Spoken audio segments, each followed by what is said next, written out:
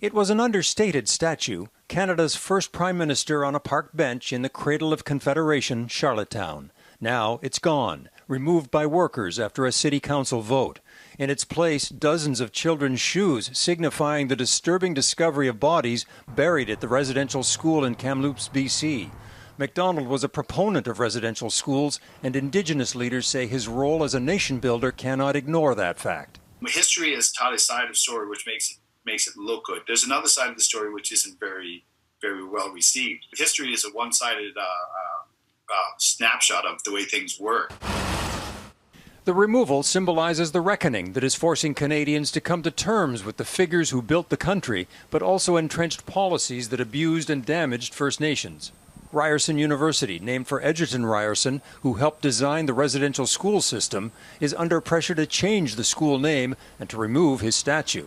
The school is already changing the name of publications like the Ryersonian.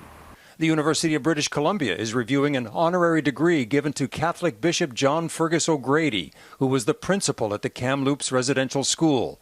Stripping degrees or taking down statues may be right, but it's not enough, says this Indigenous Studies professor at UBC. Those things may be worth doing and they may be important to do. But the more important thing is to really try to understand what made those things reasonable in the first place.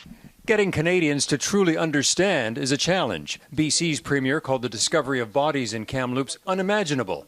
But many, including this Indigenous MLA, says it's not. For Indigenous people, this story is not shocking, nor is it unimaginable. This is the trauma our families have carried for generations. A professor at Ryerson says Canadians must educate themselves about the current and historic treatment of Indigenous people.